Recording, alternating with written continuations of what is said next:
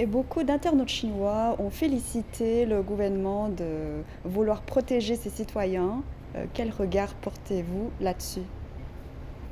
C'est le devoir et la responsabilité du gouvernement chinois.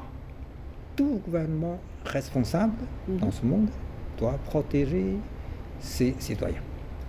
Ce n'est pas parce qu'elle s'appelle Madame Meng Wanzhou Mhm. qu'elle fait l'objet de protection, non. Elle est citoyenne, voilà, de la Chine. Le gouvernement chinois a le devoir de la protéger. Et surtout, voilà, lorsqu'elle face un adversaire tout puissant, c'est l'État américain qui était voilà, en face d'elle. Naturellement, le gouvernement chinois doit la protéger. D'autant plus que, comme je l'ai dit, c'était voilà, un bras de fer entre deux États. Voilà. Les États-Unis ne visent pas Mme Meng Wanzhou personnellement. Voilà. Les États-Unis visent l'entreprise de haute technologie. Voilà. Ça peut arriver à d'autres entreprises de haute technologie qui menaceraient voilà, les concurrents américains. Donc le gouvernement chinois a fait son devoir dès le début. Les autorités chinoises ont demandé voilà, aux autorités canadiennes de libérer immédiatement Mme Meng Wanzhou. Bon, ça c'est clair, hein, et finalement on a vu le résultat. Tant mieux, tant mieux. Oui. Pourquoi les États-Unis ont finalement abandonné l'idée de faire extrader Meng Wanzhou? C'est clair, ça fait 3 ans que ce bras de fer a duré 3 ans. Alors, d'un côté, ce sont les États-Unis. De l'autre, ce n'est pas la dame en question elle-même. Ce n'est pas Mme Meng Wanzhou elle-même. C'est le gouvernement chinois. Ce bras de fer a duré 3 ans.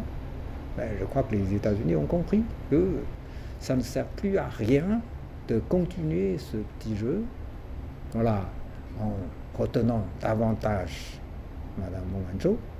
Ça ne sert absolument à rien. Voilà. L'objectif de détruire l'entreprise Huawei voilà, ne sera jamais atteint. Au contraire, l'opinion chinoise, à l'intérieur, même l'opinion internationale, voilà, pourrait être de plus en plus voilà, défavorable aux méthodes mafieuses des États-Unis. Je crois qu'ils ont compris que ça ne sert plus à rien voilà, de continuer. Quel message est-ce que cette affaire représente pour les entreprises chinoises et les multinationales? D'abord pour les entreprises chinoises, la capacité technologique compte énormément dans la concurrence. Ça c'est très important. Évidemment cela attire des regards méfiants, comme cette histoire de Huawei. Les États-Unis voilà, ont voulu étouffer le développement. Mais c'est la voie obligée. C'est la voie obligée, il faut voilà, disposer des moyens technologiques pour ne pas dépendre des autres. Voilà. Si les Américains ont voulu étouffer Huawei, c'est justement, ils ont vu que si Huawei arrive toujours en tête, ils ne dépendront pas. Dans ce domaine, les entreprises chinoises ne dépendront plus voilà, de la technologie des autres. Parce que dans le domaine de télécommunications, au début, c'était les entreprises étrangères, voilà, quelques grosses firmes américaines et européennes qui ont pris le devant. Mais finalement, les entreprises chinoises ont voilà, rattrapé, et finalement, Huawei a dépassé les concurrents. Bon. Mais pour les autres, c'est aussi la voie à suivre. C'est-à-dire développer la haute technologie en investissant voilà, énormément dans la recherche technologique. Bien sûr. Pour les autres entreprises multinationales, il y a aussi quelque chose à retenir, c'est que la Chine reste toujours un marché prometteur. Voilà, la Chine ouvre toujours sa porte voilà, à toutes les entreprises étrangères, aux multinationales, comme à toutes les grosses entreprises qui ont l'intention de s'installer en Chine. Toutes ces entreprises sont bienvenues.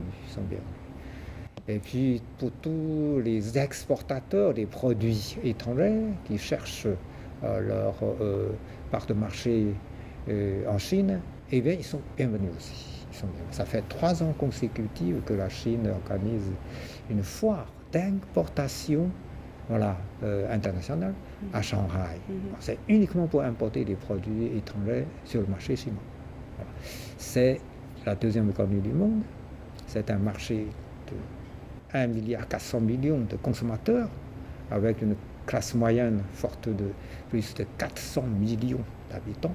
Donc pour les multinationales, la Chine, voilà, leur souhaite toujours bienvenue. Mhm.